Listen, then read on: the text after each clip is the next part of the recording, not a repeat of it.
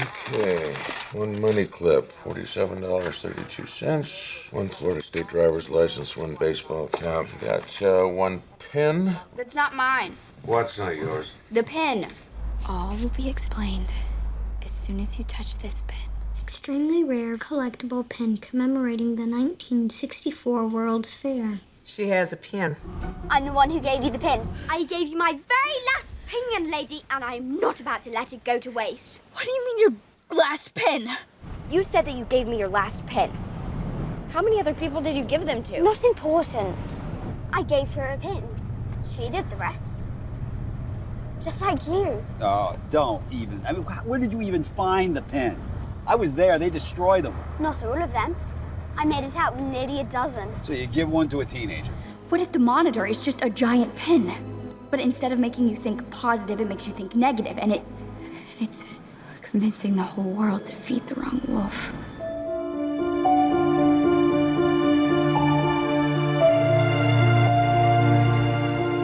Hello, all you dreamers, optimists, and junior Tomorrownauts. Welcome back to the Tomorrowland Times podcast, the unofficial home for fans of Disney's 2015 Tomorrowland movie, its prequel novel Before Tomorrowland, and the alternate reality game that introduced us to its fictional universe all the way back in 2013, The Optimist. For the 9th anniversary of Tomorrowland's theatrical release, we've got a real treat for you. A conversation with Clint Schultz, graphic designer to the stars on dozens of films such as Top Gun Maverick, Godzilla vs. Kong, Ant-Man and the Wasp, Mission Impossible Ghost Protocol, Star Trek Into Darkness, Indiana Jones and the Kingdom of the Crystal Skull, and of course, Brad Bird's Tomorrowland, for which he designed the film's iconic pin. This discussion acts as a companion piece to the comprehensive article Clint wrote for the July 2015 issue of the Art Directors Guild Perspective magazine, which we reference several times and will be linked to in the show notes. Recorded live from the Walt Disney Studios lot in Burbank, California, here's my chat with the man himself, Clint Schultz. All right, Clint, thanks for talking to us, and we'll start by saying happy 9th Tomorrowversary. I'm sure you have many celebrations lined up. Very busy month. That is true. I think this is the only anniversary I'm celebrating, and it's with you on the lot today. Oh, very good. But thanks for having me, Nick. I'm excited to talk about the film. I figure we just go chronologically. So take us back to August 2012. August 2012, I got a call, I believe, from Jeffrey Chernov, the producer, and it may also come through Ramsey Avery, supervising art director. And so I got a call to come out and to do some logo stuff for a project that they were on. But it was like a 1 week, 2 week thing. It wasn't a very long It was project. just a pitch-related thing, Yeah. no promise of anything else. Nothing else. So I came onto the lot then. It was the first time I'd ever been on the lot, even having been at that point in the industry, probably 10 plus years. I'd never even been on the Disney lot. So, and then to have a meeting in the old animation building and walk up and see that sign, you're like, oh, this is kind of a big deal. They pulled us into the meeting. Tom Peitzman was there, who's a visual effects producer. They pulled us into the meeting upstairs, and they started talking to me about the project after I'd signed my NDA, of course. And it was stressed to me at that point, very, very, very stressed to me that we do not talk about this, that I was now a part of a club. A very select few people knew, including the people in that room. Peitzman even explained to me that his own kids didn't know what he was working on, and that I could not talk about this, period. And we're trusting you. These guys have all vouched for you as well, and it was still 1952 at that point. Yeah. It was called Tesla at one point too. Is that right? Yeah. Was that something you would have learned in your first meeting? Yeah, it was Tesla then. I just remember going in and feeling very much like I was being asked to work on the first Pirates of the Caribbean movie. It's something we all kind of know, but they're going to attach a story to it that's hopefully going to be as cool as Pirates and going to work. And original, right? Yeah, original. So it was, for me, that was as soon as they said Tomorrowland, Disney, Brad Bird, you're part of the club now. A very small amount of people up there at that point. So yeah, that was the meeting that told me it was Tomorrowland. Okay. There was some art department involved. Ramsey was mainly the person I was reporting to, but they wanted to work on a Tomorrowland logo. We started going through tons of typefaces. The type of thing Brad is actually interested in, right? It is, but he wasn't responding. Interesting. So Brad was still working out of town for the most part. So he was coming in a couple days a week. So you guys were spinning your own wheels. wheels. So we would spinning our own wheels. Yeah. And when we wouldn't get a response from Brad, it would cause someone else in the art department to say, well, why don't you try this? And it just became hundreds and hundreds of ideas that weren't really pointed in any specific direction other than, why don't you try this? So then it became like, well, we've only got Clint for a week or two, and and we're not getting a response out of him. So I probably ended up getting a couple extra days out of it just based on this fact that we sort of had to wait for Brad to get back into town to have another discussion about it. he would look at it and go, that's kind of interesting, or this is kind of interesting. And I remember him responding to some typefaces more than others. I can't remember when the atom gets involved in the logo. Yeah, as I'm looking through the article here that I wrote, I do see my original sketch of that. And then Brad also had some sketches that sort of came in after that fact. The horizon with the orange, and I remember the gradient thing being a thing, and we did multiple versions on that gradient when we sort of got it dialed to a certain level. And I remember I was brought back into the offices up here, and I pulled it up on my, I can't remember if I pulled it up on my screen or they may have made me plug into a larger monitor. And Brad was there, and Brad sort of saw it and was like, oh yeah, I kind of like it. I think this is right, but what do you guys think? He was sort of looking for, I think, some reassurance or some feedback. And then in a cloud of smoke, Lindelof busts through the door and just raves about how wonderful this logo is and how much he loves it. And he became the cheerleader. He became my best friend that day, because, like I said, this had been spinning really aimlessly for a little while, right. Just between start and stops and waiting on feedback and things like that. So and Damon this was a logo that would be used mostly internally, and this logo wouldn't be seen by the public until D23, 2013. So we're still a year and a half away. But I think that I feel like they were still doing presentations to the studio at this they point. Needed, that's what they needed I do believe that maybe they were using it on boards or maybe using it in that, because this was sort of before I get involved with archives, and we were still pulling a lot of stuff from archives. There was still a ton of R&D being done during this time. Because once we do get into the box, Ramsey Avery, our supervising art director, he would put on the lab coat, put on the glasses, and present to the Disney execs as if it was real, as the scientist or as the person who found these things, and the archivist that had sort of unearthed these things in the box. And hey, when you don't have an IP, make your own IP. It was brilliant behind the scenes. But they did this a couple times a week. Ramsey bringing a whole new group of people. With investors or whomever was here at the studio that they needed. Ramsey Avery did. Ramsey Avery. So he our had supervising art director. He had a little actor in him as well. Very. He has a very. He has a very scientific approach and a very. He's really great. Once the box came back to us at some point, he did walk us through his presentation of what everything in the box did, and how he does it for the executives. There was internally a lot of things going on with this. So August, you do your thing. This, thank God, gets a cheerleader. You sign off on the logo. Yeah, Damon sells that. Yeah. And Brad's thrilled. I'm thrilled. Everybody's happy. Your couple weeks ends, and then a couple of months later, in October 2012, you get a call again about a different logo. At that point, I'm not hired for a 2-week. I'm in for the show. Scott Chambliss is now the production designer. Some other changes have been made, so here we are. We're back, and now they need a production logo. Brad, I believe, named it Kimball Technologies. That came from Brad. I was not at the time, until I got into this building, a huge Disney historian. Sort of vague knowledge of who the 9 old men were, but nothing like Brad when you're talking to somebody like that. He's reeling off names, and have you ever seen a character sheet, and can you go over to, So at that point, it was like, Kimball Technologies, named after Ward Kimball. He knew that there was a character sheet of him. I didn't, or even for that matter, know really what a character sheet was, but because I don't work in animation. That's right. And it didn't really, know as much about the history then. But Brad said there was one, and so call the archives. We have friends over there. Okay, so we call the archives, and at that point also, because I was going through. Because it was going to be our production logo. I don't remember why, but at some point I asked to go through all the letterheads, and they brought out a box of letterheads for me. Wow. And so Disney made a letterhead for every single one of their movies. And this idea that this caricature Ward, once I saw it, would replace Mickey Mouse and the old logo. That's where we got to go with this. And then it became, okay, well, I'm not really a caricature artist. So David Lowery, the famous storyboard artist, who was just inducted into the Lifetime Achievement Award for the Art Directors Guild, and most notably known for Jurassic Park storyboards, the original. So he did this version of Ward Kimball, and I went and shown that to Brad, and Brad's like, "Oh no, there's a caricature sheet. Go, there's a character sheet. Go get that. We don't need to reinvent. We don't. I don't need that. There's one. That's a great idea, but I don't need David to do that. You just don't ask him to do anything else." So I go find the sheet, and it's really poor. Even the one that I have here, it's really poor quality. The scan of a scan. The hands are all sort of wacky, and we found this one of him, throwing his hand to the sky, which Brad just loved, and we all did. I did my version of it. We did a couple different versions of it. We never could get Brad had a specific way he wanted the hand drawn. Fist, I took a crack at it. David Lowery took a crack at it. I had multiple people take a crack at it, and it wasn't until finally with Brad, after however many iterations of this hand, there's 5 on the sheet he's drawing on. He pulled out a Post-it note, and drew the hand in himself of how he exactly wanted it, which is the beauty of working with a brilliant animator like Brad Bird, who knows how to. He can bust out his Post-it. Yeah, he could bust out a Post-it. So he did that. I ended up scanning that in.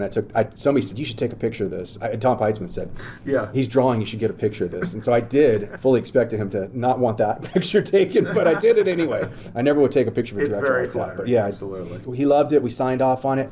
So at that point, after we nailed it, I was like, I'm putting this thing everywhere. We've spent so much time on this. I did a big release to anybody that would take it, put this on all your drawings, here's this thing. I called my vendors. I said, we didn't have money at the point yet. I mean, we weren't spending money on building sets. Sure. Hey, man, can you get me some vinyl cut for our doors? I even got one for our art annex with it. And I took them down there. I did. I put squeegee on it. I put them all up on the big glass doors right here in the old animation, 3rd floor.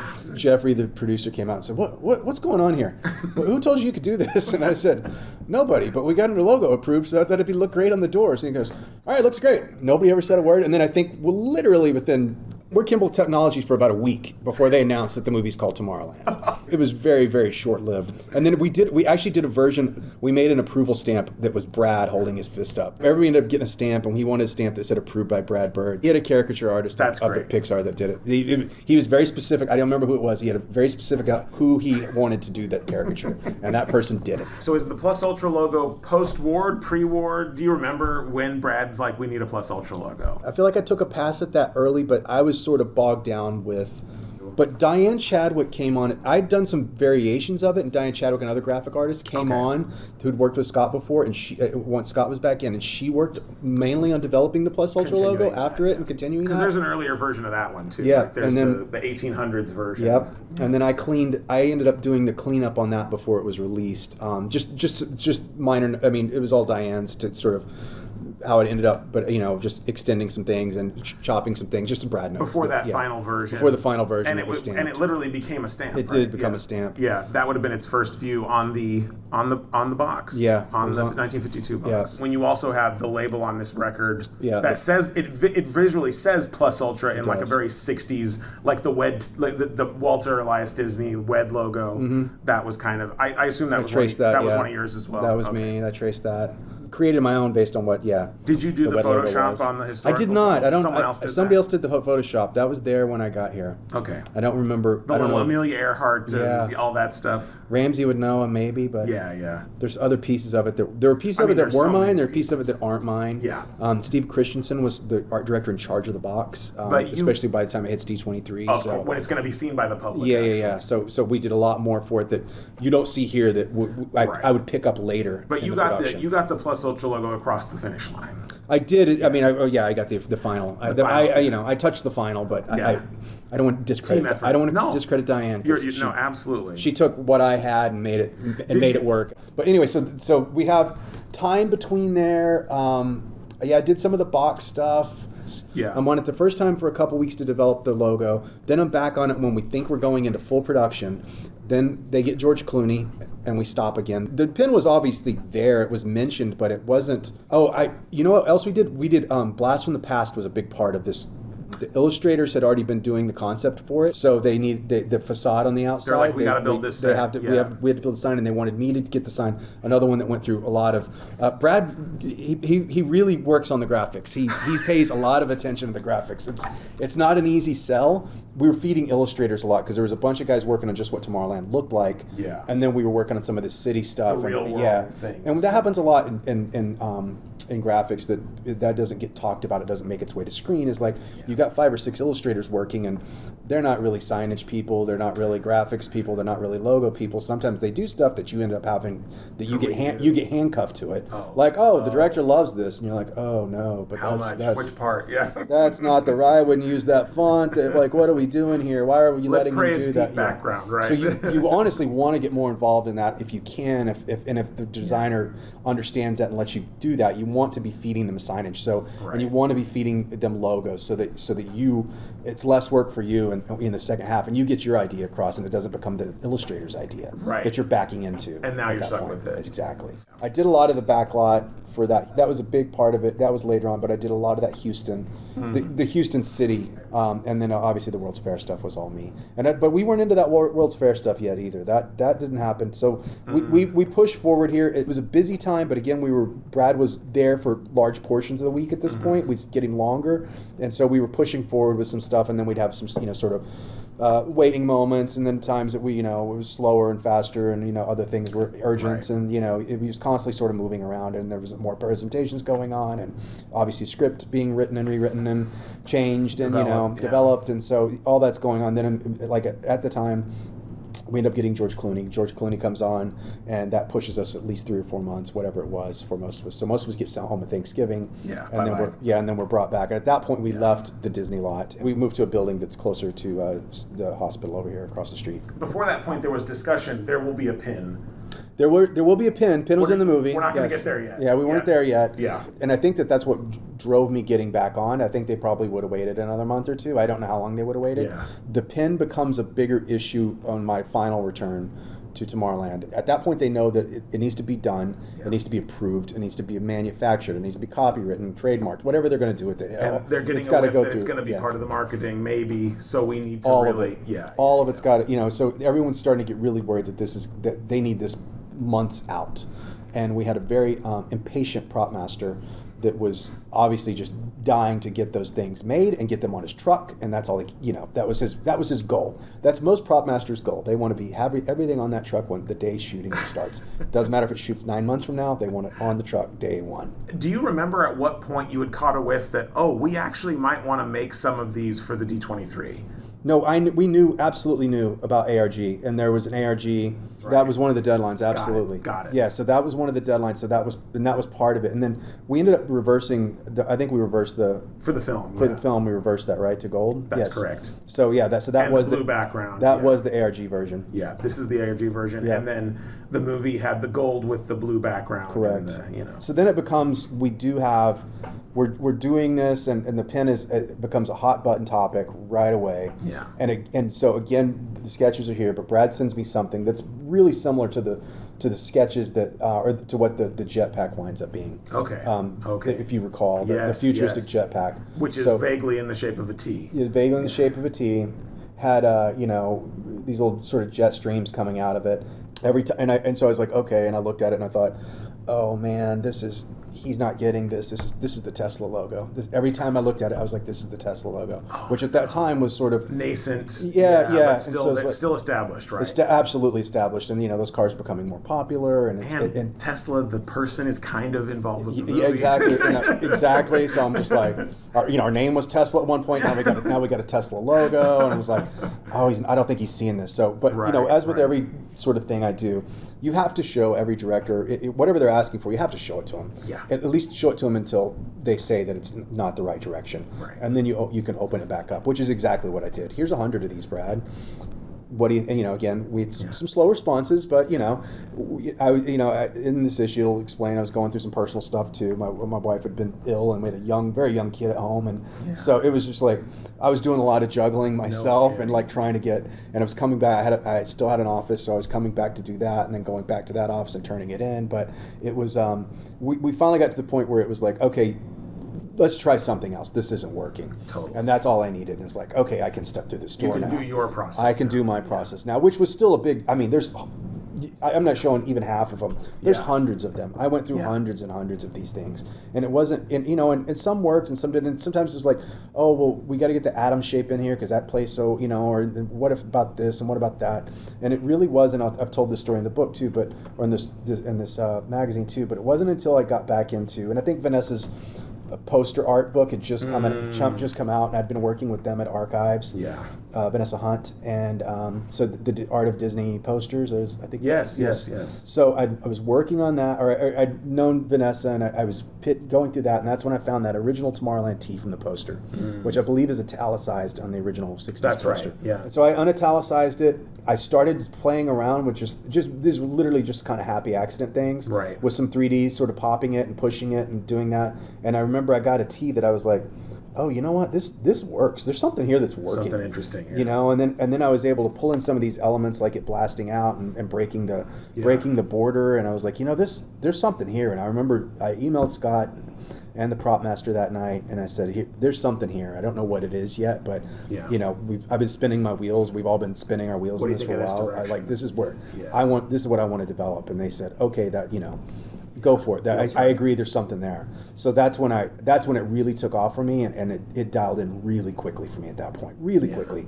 We did have Victor Martinez, I think, came in and helped me sort of explode the shape to see what it might look like. Yeah, make sure it was right and things like that after the fact. And then we ended up doing 3 different versions of it.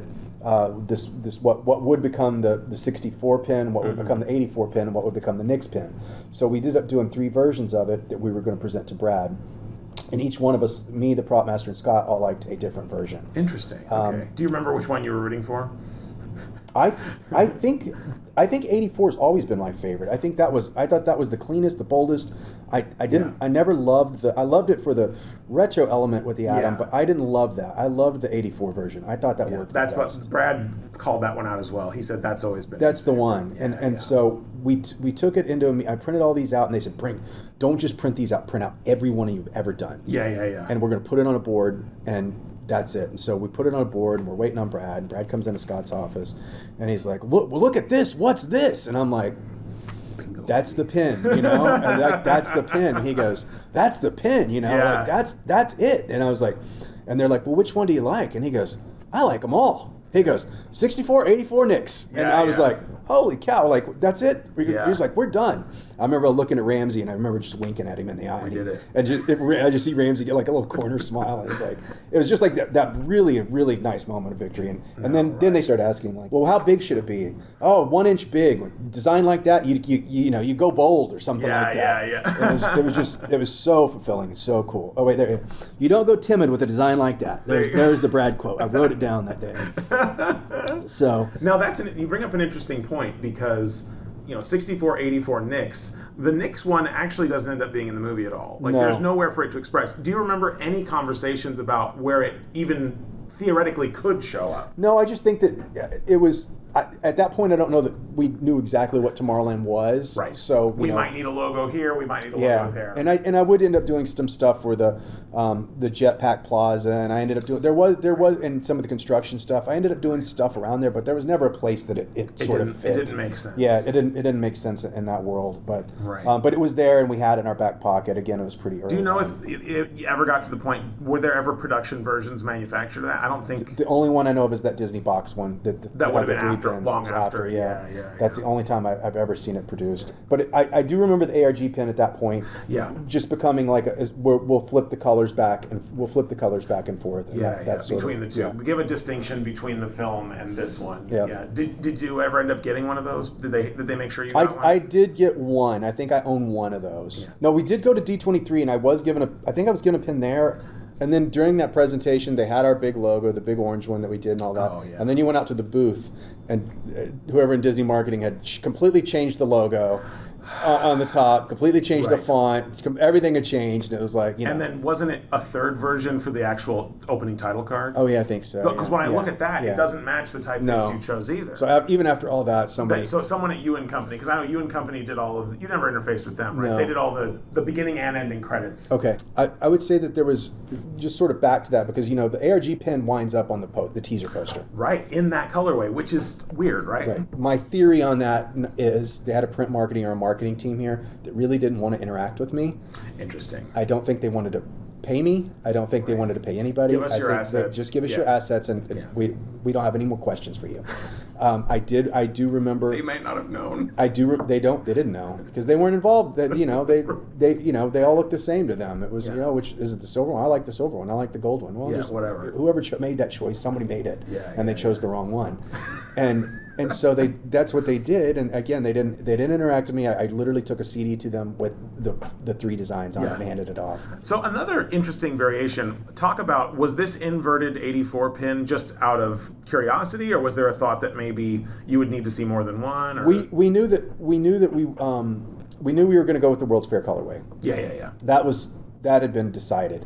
So we knew we were going with the World's Fair colorways. So I just did both colorways whenever I present. So whenever I present these to Brad, I would show him both. But even when I did my size up here, I always left it in orange. You left it orange because it was always going to be orange, and as far as I was concerned. I just always pushed that agenda. To go back to D23 and the black T-shirt with the 60 with the TV show logo. TV show logo, yes, the Tomorrowland TV show logo. So I remember that. So after the pins were done or signed off on, I remember D23 coming up, and I don't remember if that was always going to be a T-shirt, or I don't remember if that was going to be part of the presentation. But Brad mentioned they want a teaser thing. Yeah, Brad mentioned doing something with the Tomorrowland. He goes, watch the opening of that TV show. Watch the opening. There's a rocket there. I want that rocket in there. Okay, so I watched it, and I watched those doors open, and I'm like, oh, I can make a T out of that. When we all saw it back then, when it came out, and we remembered what it was from, and we're like, is that an actual frame if you pause it? We were all just like slow clap, like, oh my God. So that was you. It was me. I don't think it lines up frame to frame on it, but it's pretty darn close. It's pretty close, though, but because I had to give it a little bit just to make it a T. Sure. But it did. But it still plays. That was my idea. Yeah. So that was mine. Great. It was like, hey, I can make a T out of this. And I told Brad, I said, I showed him that, and I said, I can make a T out of this. And he's like, okay. Awesome. So that was it, and that was supposed to be. We made a bubble version of it that's in the box. It was in. We did a black and white photo. Was that a Photoshop, or was it an actual bubble version? They printed something out and put it in a pin, and so it was just kind of. They put a plastic top on it or something, a magnifying plastic top, right? And then took a negative picture of it, so that they had a physical photo of it, and then they put that in the box. Yeah, and like, so, oh, what's this? Yeah, so I remember being for that, and maybe, and I don't. So I guess maybe if you wanted to put it in your head as like in fiction, this was even before 64. Yeah, maybe this was the 40s, 50s version of the. Whatever. And I don't remember when it became like we're doing a T-shirt for D23, but at some point, obviously that marketing jumps in, and then then I'm having those meetings with them, and then you guys, the inner conclave was given their own pin, and that's a Parks thing, and it's so then it's that, and then you're waiting for. I remember going through. That was Brad's other. He revised the smoke multiple times. Okay. That was Brad's. on the jet, the jet and smoke. He revised that. We went through. That was our Kimball hand for that project. Well, as this is, we're coming up on the 10th anniversary of the movie. It's a movie that underperformed, I think is safe to say, and is no longer available on Disney Plus. So you don't have the younger generation coming up with it. What was your perception through the last decade of what this movie kind of represented to you personally? Before the movie comes out, my design becomes the face of the marketing campaign. Also, not discussed with me, not compensated for, nothing. Oh no! I didn't know that was going to happen. I didn't know that was going to be the teaser poster. Like that was none of that. Wow. Yes, I handed all the. I mean, obviously Disney owns it. It's Disney's assets. I handed everything over. Certainly. The next thing, no teaser poster. Oh my God, that's my. Holy cow, that's it. I can't believe it. That's I was on vacation. I'm blown away. I'm writing Brad. Holy, look at this! What I can't believe that this is the teaser. Thank you so much. Amazing. And I remember as we kept going further along, like it's just the pin just keeps showing up, and then they start playing trailers, and the pin's there, and it's that, and it's like, okay, this thing's going to be some $5 billion massive hit, and I created this talisman that takes you to this place. And I've got, nothing to show for it. I can't even get a meeting about this pin. So that was like a really disheartening time for me leading up to the release of the film. Because then I am talking to producers again, like, hey man, most of the times they compensate people when they take their stuff for, I'm not saying you don't own it, but that's what they do. Let's take this for example. If a stills photographer takes a shot on set that becomes the key art for the poster or the teaser, he's offered a compensation piece for having done that. Because they have budgets for, marketing has a huge budget for this, this would be nothing money to them. Gave them a huge head up. Hey, they don't have to redraw I don't have to redraw that. We don't have to do that. That guy delivered the artwork. Here's just something to take care of that. And it has happened in previous movies and films before. Did not happen here. Interesting. So that's a shame. there was a chain of emails and back and forths and oh sorry, no, that's not going to happen and all that. Okay. So I did go to the premiere. I was still very excited for the film, obviously. I did go to the premiere, which was at Disneyland. A theater that no longer exists. It was bulldozed last year. Right. You were there as well. Right? I was on the red carpet. The blue carpet. carpet, the blue carpet. The blue carpet. I also didn't know I was going until that day. It was that right? I did not get an invitation. They're like, oh, we have a few extra seats. Come on down. I called in multiple favors, and Yeah. I did eventually make it to the premiere, which was great. Good. You know, they did take care of me on that, which was fantastic. Did they give you any of the big lollipop signs with your pin on it? I didn't take any of those. I got my picture made with one. I can share that with you. But we went and saw the screening. They did give us pins afterwards. I think, right. But I think they were Regal pins or AMC whatever pins, they were. yeah. We did get pins after that, and we got an invitation to go to Tomorrowland in Disneyland, which is where the after party was. Did they let you visit the exhibit with because the 52 box was in Disneyland? Yes, it was. I think that came. Was that there during? No, that was promotion. That was before, because right? Remember, in that little Captain EO theater, they were showing the and they had prologue. they had all my World's Fair stuff on the walls. That's right. That's right. They did. All my signage and everything was. Yeah. So I'd already been to that. I'd been to that with my daughter, and so we'd seen that. We saw the box. Pretty there. interesting. I assumed that room was open because we were sequestered. It was like to a special event. A special event. Tomorrowland was closed specifically for us. Okay. So we had access to all that, and then if you wanted to go ride something else, you had to go with, a chauffeur. There were certain people that had chauffeurs, and see. certain children of certain people that had chauffeurs. They would take us, and you could ride. They'd have somebody take you to the front of the line, and you could ride Indiana Jones in your suit. Still the only time I've ever been to Disneyland in a suit. In a suit, right. No kidding. But I was there for that, and they had Tomorrowland cupcakes, and there was a lot of. And like, I'm eating my dessert. Yeah, and at that point, Brad had done all the trash cans with my logo on it, which I hoped would be a permanent thing, but they were all cut at some point. But yeah, so I don't know. My relationship after seeing it that night, I still remember being very excited about it and very ecstatic about it. I don't remember, dismissing it or not loving it. You were very close to it. You're very close to it. Yeah, you're extremely close to it, and and you've had some disappointment with it, and you've had some, but you'd also had some real excitement for it. So it was like, I think I say this about almost every film that I see. It's like, I need to see that again. I need to see that a second time, and just because the first time you're looking for all your stuff. Oh God! What made it? Because again, I'm not on set because they shoot mostly in Canada. They don't shoot anything in LA. They're not inviting you to the test screenings. No, I did not see a test screening. I didn't have any time to see anything. So I'm just looking for my stuff and how it turned out and how everybody else's. And then the stories at that point you kind of know from reading the scripts. It's kind of second nature. So you're just like, okay, you're going through the motions. How did it all play? How's it all look? Okay, Our stuff looks great. So, that's the important part. Claudio Miranda, DP. He's not gonna make your stuff look bad. No, he's also and historically speaking, the first movie ever released in Dolby Vision. Yes. And the first movie in Hollywood history with a 100% 4K post pipeline. Because everything else was kind of DI'd at 2K at that time, and even to this day. Which is still the shock of shocks that we have no legal 4K version of this film available. Yeah. Not on disc, not on Disney Plus, not streaming anywhere else. You would think the first Dolby Vision, the first 4K, all 4K, that's your archival. And my only hope that we're going to get a home release of this in 4K is Sony has taken over all of the home video for Disney. And their financial incentive is make as many movies as you can. Like, get as many titles out there. Disney's got this weird mentality about if it's put it back in the vault. And even within that, when they first started doing 4K discs, they said only for new movies. We're not doing any legacy titles. That was their thing. I think there's still a chance for an anniversary thing where it's, especially if you're like, look, it's the Brad Bird collection. Right. You've got all the 4K Brad Bird movie or whatever, however they decide to do that. It did actually represent some ambitious firsts for certain things. Absolutely. And your work came off well, is what I'm saying. Thank you. It couldn't have looked better. Thank you. I just remember that, and I don't remember being disappointed by the film or anything about it. I remember being excited to see how audiences reacted because I didn't love the trailer, and I know that's come under some pretty. No, you're not wrong. And I remember sitting at a bar next to a gentleman once, and the trailer came on before it came on, and I had worked on. He didn't know I worked on it. Of course. And I was like, I was there with a friend, and this guy sitting next to me, and I go, and it comes on, and I see the guys intently watching it, and I go, hey man, would you see that movie? And he goes, what's it about? And I thought, I was like, oh no. It's about a pin. Didn't you see the pin? Didn't you see my pin? Yeah.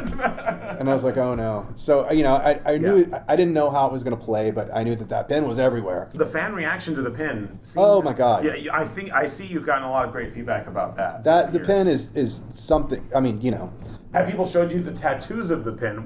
Tell us about some of those that have... There are multiple tattoos of the pin. I have seen them. That's a whole different thing. Like when you've done something that people want to ink on their skin, like that's... You've reached a whole nother stratosphere. That's your Oscar. That freaking pin's going to be on my tombstone at this point. We'll make sure it happens, yeah. or the people leaving them on my tombstone. One of the two, like guitar picks. If you're at Hollywood forever, sure. Well, yeah, no, exactly. But it was, the fan feedback was so good. I mean, that was the real bonus of the film coming out, and maybe that's the legacy, is that it created some level of graphic design fame for me to have this pin, and it gets recognition from it from other people. There were other big designers would comment on it that I've since become friends with, made friends with you, people like that I may not have interacted with, that we had this thing in common, or we had this thing that we could talk about, and it is still connecting people to this day. If I put a tweet up right now about that pin, it'll get more likes than anything I've tweeted in the last year. Yeah.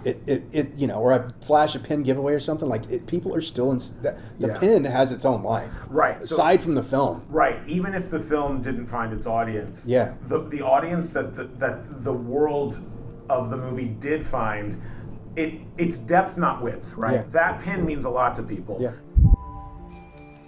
Thanks again to Clint Schultz for being so generous with his time and sitting down to reminisce about his brilliant work on Tomorrowland. As always, if you have any questions or comments, feel free to drop us a line on your preferred social media platform, or send us an email at press@tomorrowlandtimes.com. That's PRESS at tomorrowlandtimes.com. I'd like to thank everyone for visiting Tomorrowland Times, which we will keep alive as long as humanly possible to ensure that there is always a place where dreamers can stick together.